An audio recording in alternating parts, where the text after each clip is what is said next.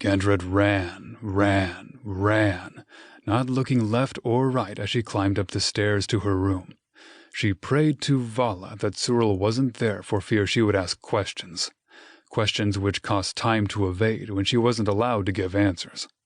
She might have grown up away from the world, but she was no fool, understanding that the Fae could hear through walls, that they could smite humans at a whim without lifting as much as a finger. If she talked, Nehalon would know. She was certain of it. He was probably down there, straining his Fae ears to pick up every step of hers. Gandrett quickened her pace as she made it to the dim corridor, out of breath, not from the physical strain, but fear, from the feeling that she was being watched. Only a couple more steps, and she'd be able to fulfill Nehalon's first order, pack her things. She ditched a girl who had a room at the other end of the corridor, noting her curious glance from the corner of her eyes.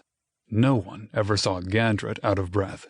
She had become so much a master of her own strength and stamina that no one at the Order was able to engage her in fighting long enough to push her to her limits, not even the Meister. Not anymore. But Gandrett didn't give any sign she had seen the girl, instead rushing on to her room and slipping inside, closing the door and leaning against it, taking a deep breath.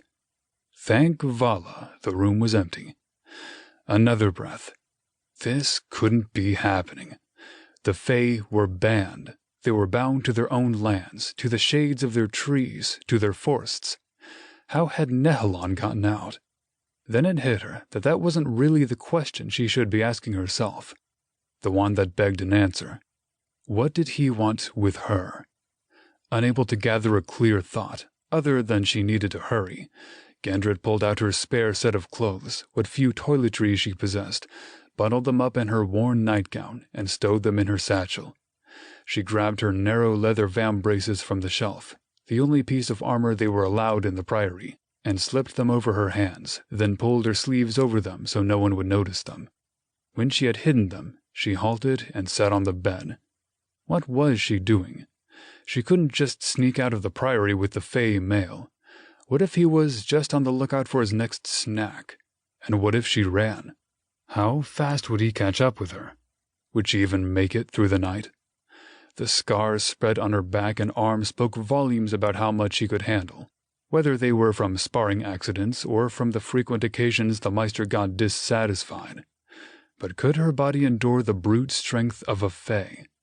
She shuddered and rested her head in her palms for a short while. Just a couple of breaths, she told herself. But the shrill tweeting of the fat gray bird on her windowsill made her jerk upright. Shoo! Shoo! She fanned her arms at the creature. The same bird Nehalon had been talking to. Nehalon's messenger. The feathered beast cocked its head at her and clicked its beak, as if telling her to follow through with her promise. Promise. Gandrett snorted and threw the strap of the satchel over her shoulder. It hadn't been a promise, but she had been threatened. Vala help her.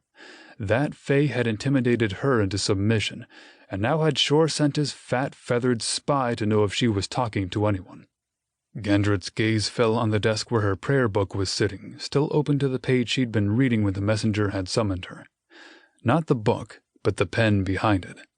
If only she could leave a note for Cyril to tell her what had happened. But she had to get away from the bird first.